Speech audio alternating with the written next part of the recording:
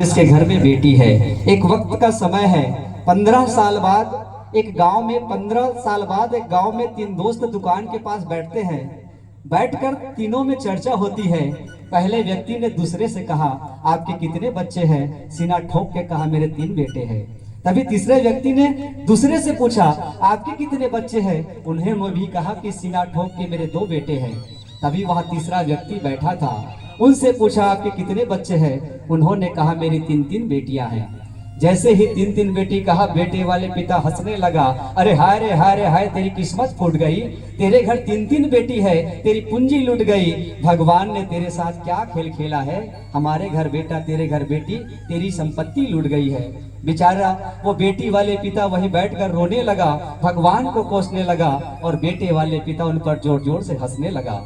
तभी उस हंसते हुए अंकल से एक छोटी सी गुड़िया आकर पूछती है, अंकल आप हंस क्यों रहे हैं? अंकल ने कहा, बेटी इनकी 3 बेटियां हैं, इसलिए हंस रहे हैं।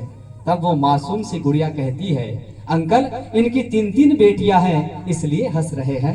अंकल इनकी 3 बेटी है, इसलिए हंस रहे हैं। भगवान भी हर किसी को बेटी कहाँ देती है? अंकल भगवान भी हर किसी को बेटी कहाँ देती है? भगवान बेटी उन्हें देती है जिनमें बेटी पालने की औकात होती है, जिनमें बेटी पालने की औकात होती है। आइए हम